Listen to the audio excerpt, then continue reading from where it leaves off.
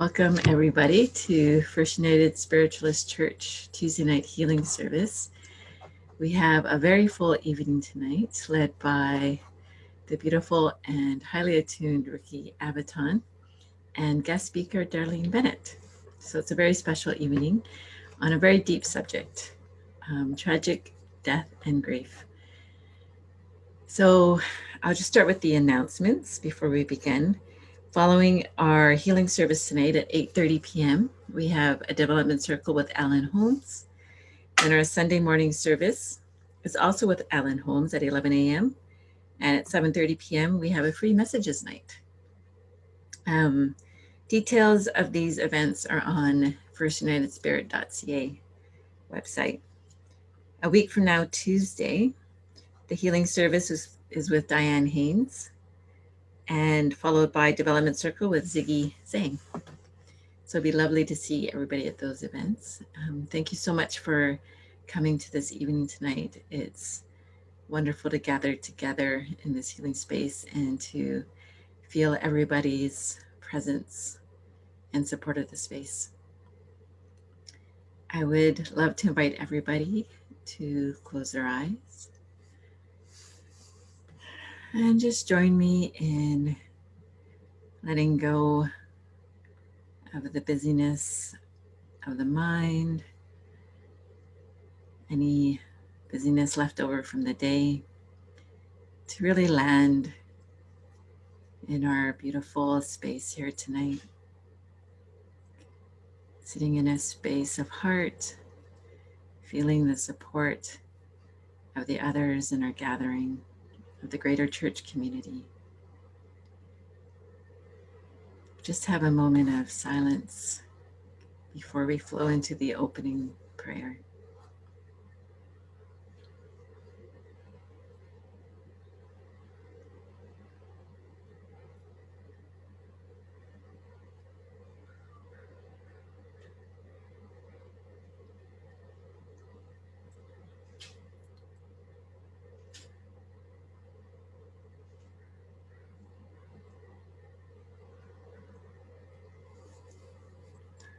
Divine Spirit,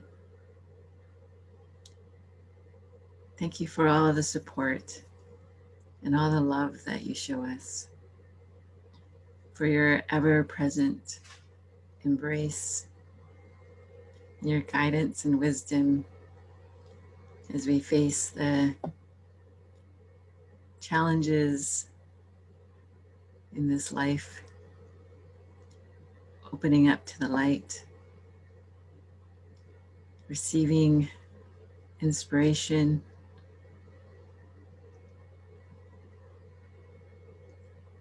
as we traverse our healing journey. Let all the grief and emotion expressed tonight flow into this healing space that can hold it all, knowing that none of us in particular needs to take on anything expressed tonight, but your love holds us all. Thank you for all the blessings that you show us. Thank you for Rickie and her very powerful healings that she offers, and her deep love, commitment, and compassion for helping others. Thank you for Darlene sharing her story, sharing of herself, sharing her heart with us tonight. With much love and gratitude, namaste.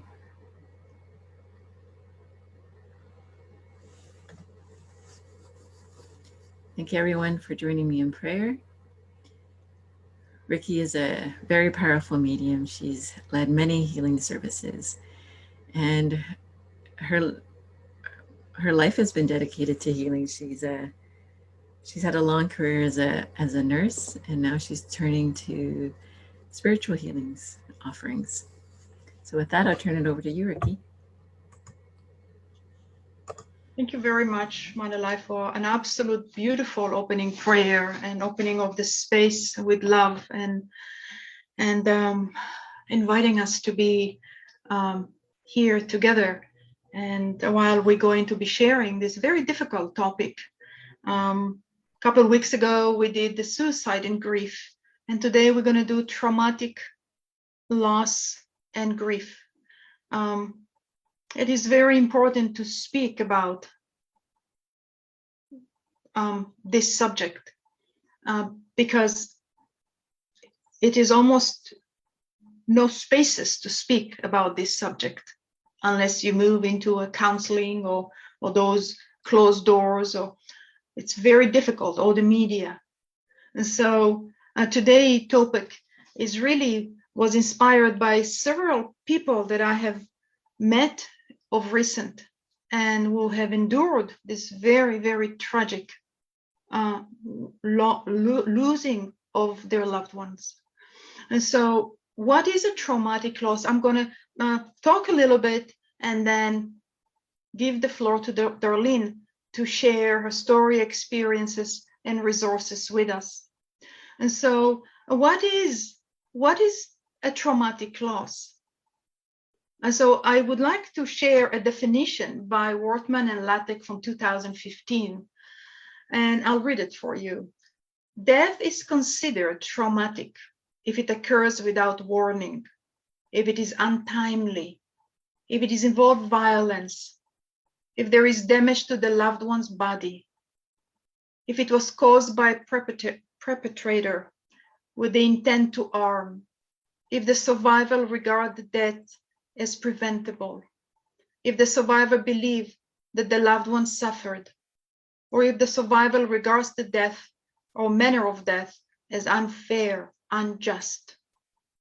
And I'd like us to think about other factors that will complicate this grief, trauma, and grief. And so if the person did not die on the scene and ended up in a hospital on life support, the decision and discussion about organ donation, maybe the information about the condition has not been disclosed. There might be a media attention that's coming along.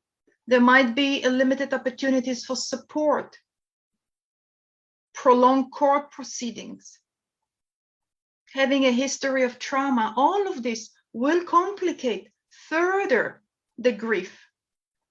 So when we look at tragic grief, we're looking at a twofold.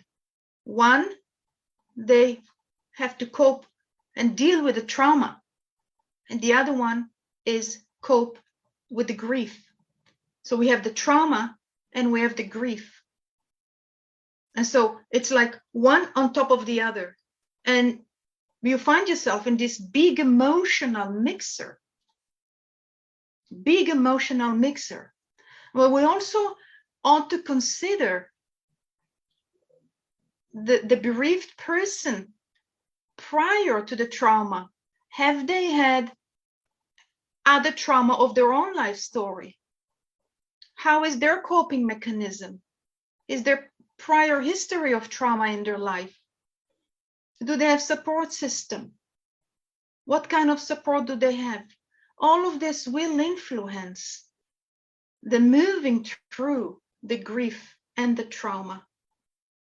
And so some of the reactions, and I really, truly do not like to use the word common reaction that the bereaved will experience, because to me, there is no common. There is no common, but just for the simplicity of this very complicated topic, I would just say some of the reaction that the bereaved might experience, but it's individual, and no one person's spirit, reaction, response, being with it is the same as the next. But for today talk, some of the things that we might see that the bereaved is experiencing is overwhelming shock, can manifest itself in numbness, anger, despair, guilt, anxiety, denial. This cannot be happening. This cannot be happening. Maybe guilt or maybe blame. If it's a child or a loved one, and this yearning, the wanting to have this child back, the wanting to have that person back, this intense yearning that's coming from the bereaved, restlessness, inability to concentrate, loss of confidence, loss of interest in life. I can't go on anymore. I cannot go on anymore. Inability to sleep and eat, anxiety, panic attack, particularly if it's something like school shooting or a terror shooting or workplace shooting, or if it was a gang that was involved and you're not sure if this gang is after somebody else in the family member. It is so complicated, so multi-layers, extended period of crying and sobbing, irrational thoughts, action, and some people are really, really terrified of being alone, a fear for their own safety. And if it happened, this trauma at workplace, it's very difficult to go back to work. As the person walk into that workplace, the scene might be there. So then you're looking at, I can't go back to this place. So how to deal with the workplace? Traumatized children, if this took place in school. So the children might experience of course, inability to sleep and inability to go to school. And if the bereaved have to take, there is another child that go to the same school. So how do you move and take and step into those grounds again? So all of these things that we want to take under consideration, there is a reminiscent thinking about it. Why did this happen? Who is to blame? Did my loved one suffer? Could their death been prevented? Were they afraid at that moment? What's the meaning? What's the purpose of all of this? Why? And so all of this myriad of things, thinking, feeling, emotion that the bereaved can go through. And there is no a period of time that I believe that in this week you're going to go through this emotion, in this week there is none. And so there is no time factors that we can put and say, okay, it's been a year now, and so on. And you might hear people say that, and it's so uncalled for. And we'll talk about the coping in a moment. If we're looking at a social support, is that person have a social support? People may not know how to provide grief support, just don't know what to say. People make comments to minimize the grief sometimes and discourage the expression of grief just because of their own discomfort, of not knowing how to listen, how to be attentive, how to discuss this topic. The bereaved may be inclined to physically and emotionally isolate themselves because they feel misunderstood. They feel that they can't express themselves. They feel the pressure of society to telling them, time to move on. No, I can't. I've lost my son. I can't move on. But there are different ways to look at it, which we look in a moment. The bereaved may seek support from a therapist that is not trained in trauma. It is not trained in traumas because we have a trauma and we have grief. It's not just grief, it's trauma and grief. And so how do we, some of the things that we look into in coping. So if you experience thoughts and feelings, allow yourself to experience the thoughts and feeling. There is never a right thoughts and a right feeling. Acknowledge your feelings. Acknowledge where you are at this moment. I am feeling unexpressed. The words sometimes it's just impossible to express them. And it's normal. Just know that it's normal. All of those reactions are normal. Talk about those feelings. Talk about their thoughts. Even when a trauma is something that is being talked about publicly, it's important to talk to others about it, that you feel safe and you feel that you can express yourself without being judged. And I think it's really important. Sometimes it's the judgment that it have the bereaved hold back from how they really want to express themselves. And I think it's really important to find the time for self. Find the time to self. If you're not feeling like I want to eat, losing weight, maybe small meals throughout the day, or maybe the meals that you're eating are nutritious, so you still can cope with life. Grief takes tremendous amount of energy, and grief and trauma takes so much energy. So the food that we eat, if you are visiting a bereaved that have suffered a loss with trauma, think about what it is that you can bring them home. What kind of food that they don't have to cook, because the energy to cook is impossible. What kind of food, what kind of snack you can share with the person to tell them, I care, I am here. You do not need to do anything, just to be. And I want to hold the space for you. I want to hold the space for you. What can I do? So you meet the bereaved where they are, not where I am comfortable for them to be, so I can deal with it. Because it's not about myself, it is about meeting the person who have experienced a tremendous shock, trauma of losing their loved one. Take time to yourself. Be good to yourself. Sometimes we want to find a distracting way of dealing with that. So we might resort to alcohol or sleeping pills or drugs or workaholic, spending so much time working. So we're looking at, because in the long run, it will be detrimental to your health. So looking at how can we cope. So if you are knowing somebody who is just lost or have lost a loved one to a tragic death, and you're noticing that there is alcohol, or they may be sleeping too much, have that conversation. Bring it out to the table. What's happening with you? I have noticed that. What can we do together? What do you need? And then that caring part, that you're there for them, meeting them where they are. If it's on the media, but some of it can be on the media nonstop. So you may want to limit how much news you're watching, because that has its own impact.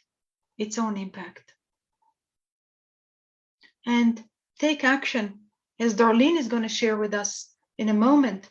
And take action. And so you don't need to make big life changes at the time of the immediate aftermath of this trauma.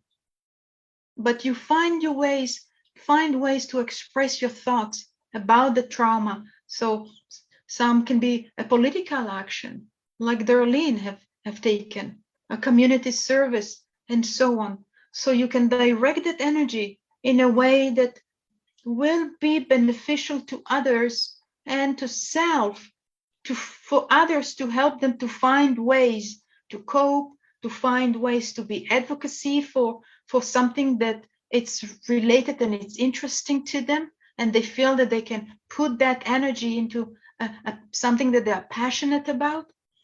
And when you seek help, you really want to look into a counselor that absolutely has knowledge in trauma, not just grief. And if you find a counselor and you feel, this is not really working for me, find another one, because that's where you can express self.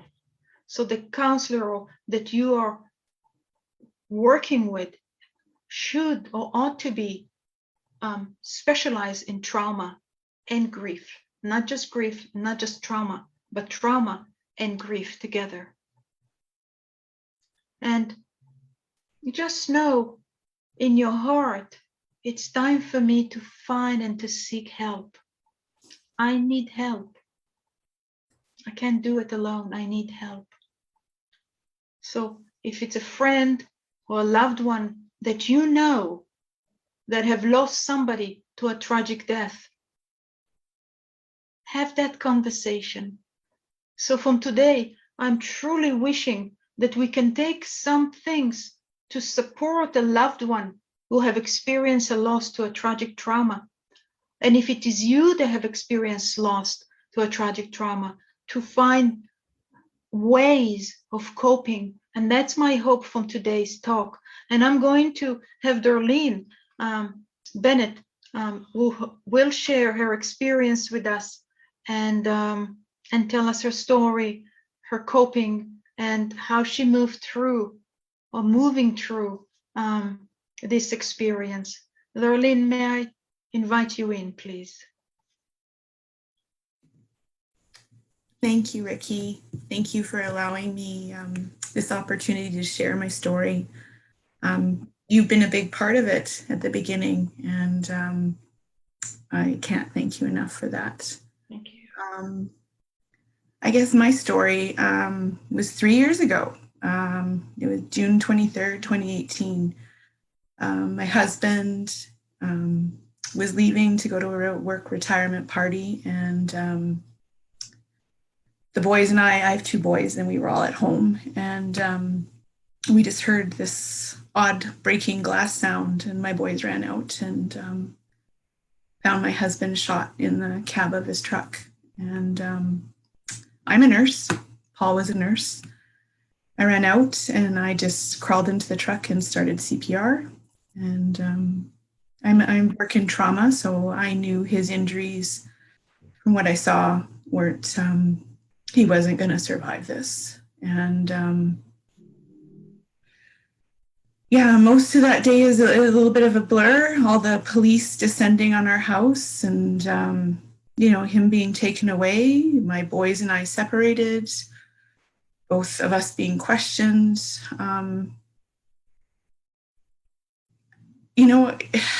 Never in a million years would I have thought something like this would have happened to my family. We were just, normal people living our lives. Never did I think that something like this would happen, and it did. This is something I see at work. This is something that happens to people doing bad things, but it's not true. Paul, this was a mistaken identity homicide, and I think you've probably seen it on the media. I was definitely not prepared for the media. I couldn't even get into my house for 3 or 4 days because there was so much media parked around my house. I didn't want to take my kids. They were only 10 and 12 at the time, back home. So we stayed with my mom and dad until things had calmed down. I wasn't prepared for all of that. I mean, and I've seen a lot of loss. I've held people's hands while they're dying. I was not prepared for this. And I guess for Paul, I really worried that, I needed to know that he was okay. And that's where Rickie came in, because Paul found Rickie, and she found, and that's how I got to talk to him again and make sure that he was okay, and that he knew that we were doing okay, and he did. And that was a really big, sorry, I didn't even bring Kleenex in here. That was a really big help to me in the early days, that I knew that he was okay. This isn't something I would wish on anyone. It is life-altering. It is, I'm never going to be the same person I once was. If knew me before, you would know that I'm actually quite a reserved person. I would never really speak up, but it's maybe in a good way. It's given me a bit of a voice that I'm hoping that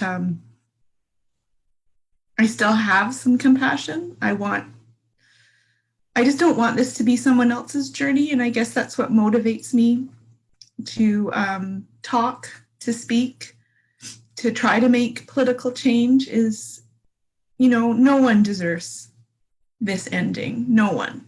And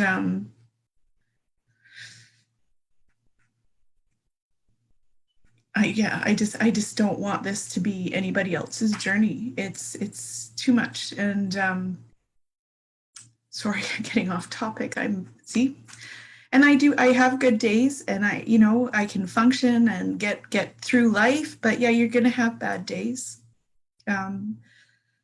I think that the loss, time, that old saying that time makes things better, it does in a way. You learn to live with it, and you learn to find your triggers, and you learn to avoid those triggers to help you kind of manage through your days. And, it took me a while to get back to work. As I said, I work in trauma, a very big hospital, and, the gang members are people that I look after, and I didn't know if I could be impartial. And but it was the first time it was hard. I wasn't able to concentrate. I was having trouble focusing. I got diagnosed too with post-traumatic stress disorder from witnessing what I did, and reaching out for help. I have a great psychologist that is trauma informed and for grief, and he has been very good for me to talk to. Because I thought I was going crazy. I really did. I thought I was losing my mind. Here I am, an educated person. I know I would lose my head down these rabbit holes, as I like to call them, and I couldn't get out. And I just, I would get so consumed that I would lose days thinking, what happened? Who is this meant for? Why did this happen? Would it have changed if I had gone with Paul, or would I be dead? And, all these things would just fly through my brain, and, it totally irrational thoughts. And it took so much effort to try to rein that in. And I needed help, and I got it. And that made all the difference, because, now when those thoughts enter my head, I can acknowledge them and say, what, this is not the time and place to deal with them right now. I'm just going to go and park them, and I will deal with them later. And that was very helpful, because it let me kind of get back to normal. And that second try back to work, it was a success. And I got back to work. My compassion is still there. I still want to help people. And that gave me purpose. I needed a purpose again. My story is a little different. I tried the homicide support group, but again, a lot of the families there, it was their children, which I can't imagine losing my child. I really can't. But I was an oddity. It was my husband, right? I didn't have someone to turn to, someone for support. He wasn't there anymore, and I'm got these two boys now that I'm responsible for, and went just when they needed their dad the most. And that was hard. It was hard. But reaching out when you do need help, very hard to do, but yeah, people will ask you, what do you need? What can I do? And you know what? Some days I don't know what I need. I don't know what I need to do. It's it's hard, but people just, I know they want to help. And as you said, Rickie, sometimes the best meaning comments, and you need time to absorb them, but yeah, they're hurtful. And I that was hard, coming from your family. And especially because I, at the time, it took the police over a month to clear Paul's name. I always knew that he was not involved in anything, that this was not meant for him. But, in public, I was embarrassed. I didn't want to go out. I mean, what would people think of my family? Because you see on social media, people say all sorts of things when you don't have to put your name or face to it. And, I had 2 children to protect, and I didn't want them to see all that. So yeah, shutting off the news was the best thing. And didn't watch any of it. And I didn't speak to the media probably for about 6 or 7 months after Paul died. I didn't know what to say. I didn't want to talk to them. And then the police had reached out to me to do an interview, and I agreed to it because they said to keep Paul's name in the media would help. And I did that first interview with CTV in December of 2018. And,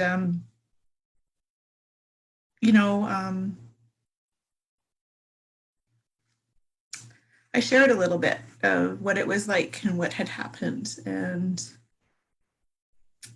in the weirdest way, it helped. It helped. It kind of, I'd been so lost in my own brain, as I was talking about, and by myself. And it helped to share. It helped to unburden some of those emotions and that feeling. And people didn't know what we were all exposed to, that we saw Paul, and that I had, crawled into the truck to do CPR. I still have the shirt I wore. It's soaked in blood, and I can't do anything with it. It's in a Ziploc bag in a box. And then one day maybe I'll be able to do something with it, but I can't right now. And but it that first year, I don't remember much of it. But once I got back to work, once I kind of had that purpose going, and I had reached out and gotten some help, things got better. And, that's where I am today. And I don't know, probably you've heard that I am trying to advocate for our policing in Surrey. Our mayor is trying to switch our police force right now, and I don't think that will be an improvement. I don't think it'll change anything. I think it's a big waste of money when it could be used to help with addictions, with social housing, things that would actually make a difference in the gang and drug problem that's plaguing the Lower Mainland. I just, I want better. I want my kids to have a better life. There's nothing I can do that can change my circumstances. Nothing. But maybe sharing and trying to make change so that it doesn't happen to someone else. Maybe that's part of my healing. Maybe that's part of this journey is to help people that are suffering. And I'm just, starting that, and I will see where it goes. Sorry.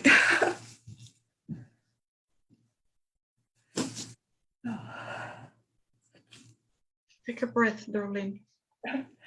Thank you. Amazing. Thank you so much. Thank you very much.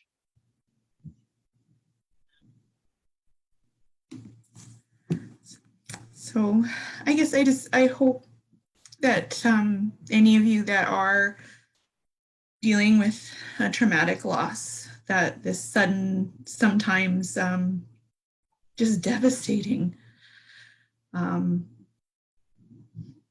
change, you know, hold on to that hope. Things, you learn to live with the grief and the trauma, and please reach out for help. It helped me immensely, and yeah, just hold on to hope. Darlene, may I ask a question? Sure, yes.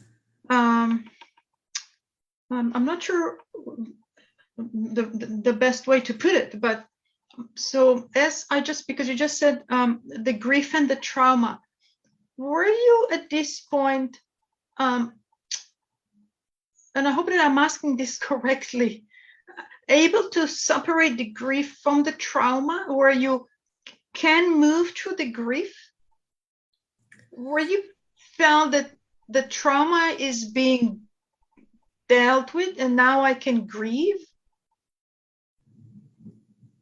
A bit. It's so intertwined. Like, I'll say I don't like the month of June. The boys don't like the month of June when it starts to hit Father's Day, because Paul's anniversary is right after Father's Day. I can sense in my house, it's been 3 years. I can sense that there's a change. I'm grumpy. They're grumpy. And that day hits, and it's just like I expect it. I don't know what I'm expecting, but it comes and it goes. I think I always expect something dramatic to happen, and it doesn't. And, it comes and it goes. But yeah, the trouble, I guess, the PTSD for me has been the hardest part to really get control of. I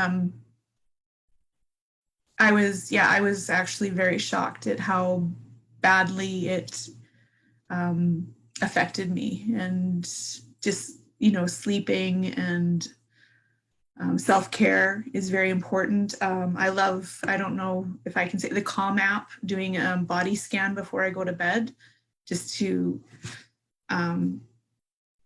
clear my head so I'm not thinking, has been very helpful. Did that answer your question? Probably not. Yeah, it's wonderful. It's just giving a different coping mechanism to deal with the emotion. Yeah. So it sounds like maybe the intensity of the grief and the trauma has changed through your advocacy, through the work with the psychologists, through the resources, through the sharing with CTV. Is the intensity of the grief and the trauma, has it taken a different shape or a different, the word intensity that I can use?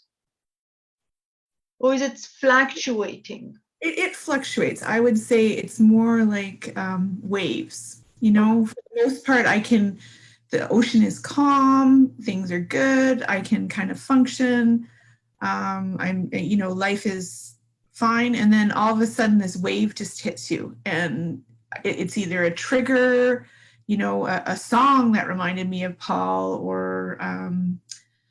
or just seeing a similar truck sometimes. That took me a long time to get under control. But yeah, it just sets you off. But I think it's easier, it's not as intense in the fact that it doesn't consume me. I know I have tools now that I can feel what I need to feel, but I can also get myself back to normal as normal will ever be after this. But Thank you. So there is no time to it, but No. when you um, um, we have Yvonne here, and Yvonne, is that okay to share a bit, Yvonne? Sure, Yes. sure, that's okay. And Yvonne has just experienced a loss of her son, 24-year-old, July the 10th. So it's very recent. It's just happened, this tragic. And so for this mother to experience this tragedy, so for yourself, Darlene, as this just happened, the initial shock, and when did you begin or felt I can reach out to help and actually have the help from that initial shock? And then when is what I heard you saying, that it was constantly there, and then it's this reminds you and this reminds you, and the June time is becoming uncomfortable. So there is this movement, what I hear you saying. It's not in terms of time. When were the moment that you felt I need to reach out for help? Because I am hoping that Yvonne, and I've had conversation with Yvonne, can take something today to, I don't know, to strengthen, but it's not the right way, Yvonne. I don't have the right language, but to take something from Darlene sharing today to help you move through this very acute phase of your loss. Well, it was really helped me. What I just heard, like, it was so, for me, it's really hard to focus. I can't focus right now. I like feel like I'm numb. I don't know how to feel. Sometimes I feel nothing. You feel robotic. You just kind of go through the motions of life, you know, but without really feeling it. I mean, right now you helped me a lot. You shared your story. I know it's really hard. The only person who I just saw very the first day, and then after I just think about Rickie. When I saw Rickie, the words that she told me was like huge. Like if I'm dark, at least when I saw Rickie, I just saw a little light, and she helps me a lot. Now with you, well, I don't know how can I deal with that. I don't know if it's gonna be possible, but I feel like I don't even know how. I don't even want it. You know, I have to work, still have to start working. I have too much things to deal with. I don't know how. I don't know who did it. It was really tragical. So my thought is how much he was suffering before he passed. So how much pain. It's the only thing I have in my mind right now is how many hours he was suffering. And the day that he was fine, thanks God, was a nurse who was doing the CPR. When you told me about you are a nurse and you did to your husband, it was like just thinking of him. And well, I couldn't to see him because investigation and everything until 8 days after. So at first I was like a crazy because I want to see with my own eyes, like it was him, because I still was, no, it's just not him. It's not possible. But then just the thoughts that I have in my mind, the only one that I have in my mind is how much he was suffering before he passed, how much pain he was in his mind. Beside the pain, physical pain, like all his thoughts in his mind, thinking about, I'm gonna go, I'm just leaving. I don't know. It's the only thing that I have in my mind right now is how much pain he was suffering before he passed. So I just thanks Rickie wants to see me and give me a time. He saw me, he's okay. And I believe it. He says so many things and I'm 100% sure he is okay. But still again, what is he, how much pain he has? What is he now? He's seen me. I can't even drink the pop that he was drinking because I don't want it to see me if I'm just drinking the same thing that he was doing, you know? So thank you, Yvonne. Thank you. I don't know. I don't know. Maybe you don't know. I know you don't know what you did for me. And I don't know how much I want to thank you all my life. And of course, that experience that Darlene just shared with me right now. Thank you.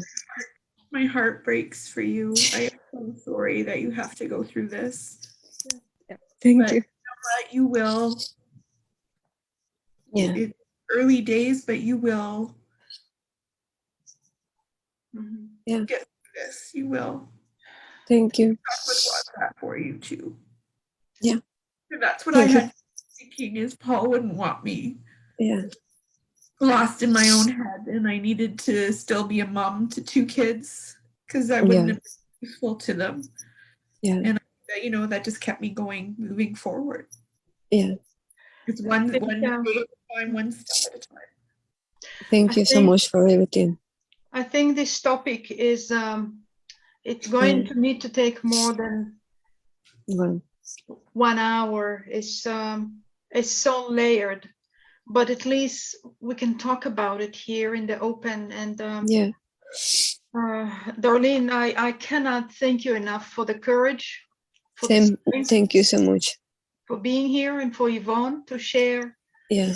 I thank you so much, and I am sure that this video, the recording, will help people in the future to know that there is a way to move through that spirit that is within, that spirit that is within, that is resilience and able to move through mountains. But at that time, it seems impossible. It seems impossible. So we have Darlene, who 3 years later is advocating and putting the passion here, and we have Yvonne that just very acute, just happened. And so it gives us some light within our spirit to know that the spirit is resilient, and to know that the soul progresses eternally, regardless of the condition of his passing, regardless of the way that the person have passed, the soul progresses eternally. And so that is where I feel that hope is there for us to know, for Paul and for Luis, that for both of you, Darlene and Yvonne, and to know that they are that they have transitioned and they have adjusted. And to me, as a medium, it's to bring hope. It's to bring hope and maybe some solace in your hearts.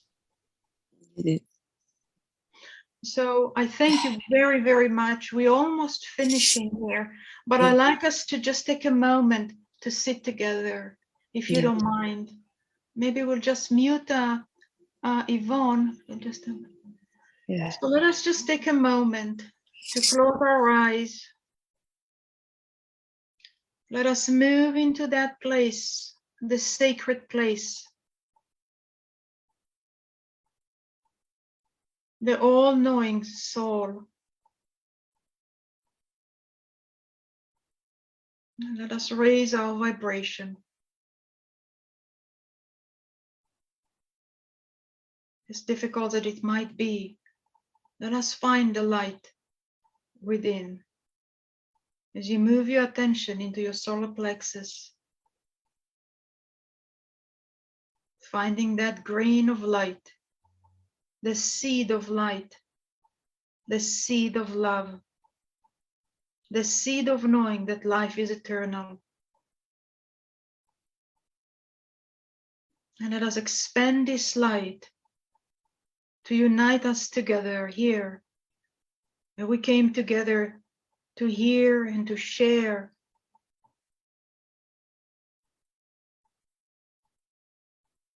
And let us raise our vibration to all those with their life taken prematurely due to untoward impact. Let us send our thoughts to them. May their transition with ease and continue to progress in spirit. Paul, Luis, and may you call the names of those you know who have lost their lives.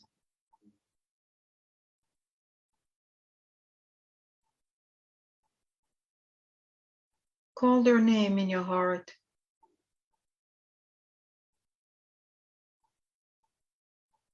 May they be held in the light of God, regardless of the cause of death.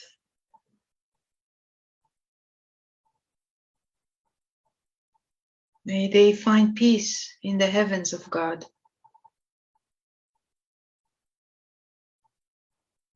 May the families and loved ones, the wives and the moms and the dads and the brothers and sisters and friends, and all community, may in your heart be peaceful with the knowing, with the hope, with the love,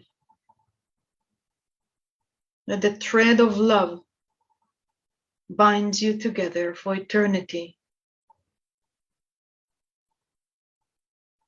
And the threads of life keeps you together for eternity, regardless of the cause of passing. As you sending prayers to those who lost their lives tragically, may we know and hear their thoughts and their prayers to their loved one here on earth, so they wish for them to find peace with the knowing that they have adjusted into the new home.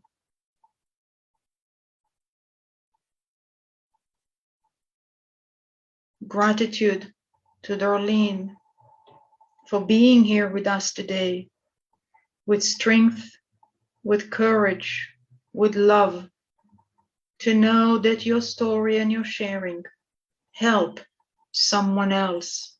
Even if one person find the light within your story, you have saved that person, to help them to find the courage within themselves to continue. And thank you, Yvonne, for being here today.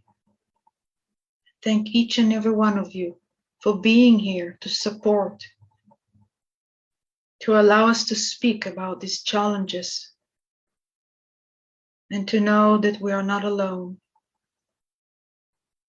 that there is always a helping hand.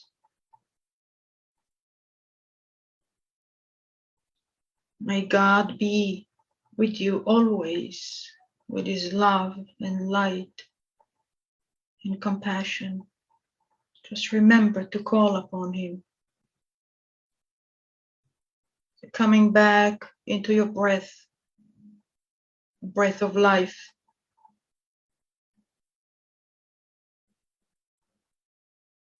Become aware of your breath.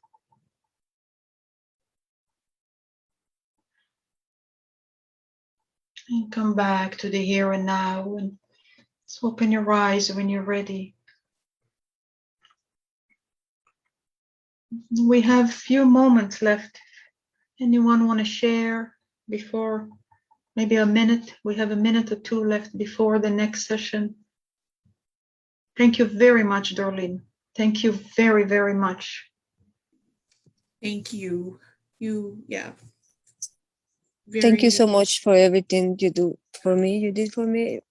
I really appreciate it. Rickie. You really Thank you are. for both. Thank you. Thank you for both. Thank you. Thank you. Does anyone want to share just for a few minutes or two? Deb, are you okay there? Deb? Is there anything you want to share, darling? So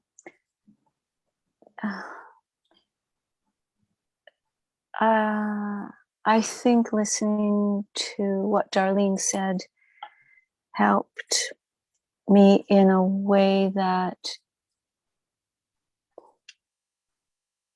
I think, and also what you said at the beginning in your talk, it helps to normalize some of what I've been going through. And because I think that's part of it too, is that it feels very alone to grieve the tragic loss of my son in this case. And the feelings that I have, and just there was so much on top of the grief. And I just, there were days when I just thought, if I could just if I could just grieve his loss, if I could just get rid of all the rest of it and just grieve his loss and be alone with that, I thought that would help. And so, and eventually I think I'm starting to get there, but it helps to understand or to hear that other people have similar experiences, and that just the layers that they're so difficult and not necessarily unique to me. So that, yeah. So thank you for this hard subject. Yeah. Thank you very much, Manilai. Back to you. Thank you very much, everybody, for being here. Thank you very much, Darlene. All of you. Thank you. Thank you. Okay. Thank you. Thank you, everyone. We have 2 minutes before our development circle with Alan Holmes. We're just going to close out this very powerful space tonight in such awe and gratitude for all that was shared tonight. Thank you so much. Thank you, everyone. Many blessings. Blessings to you and to everyone dealing with tragic death and grief. Thank you, Rickie.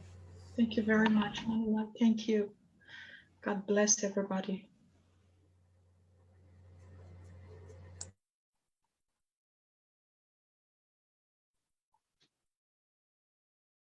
We stop the recording.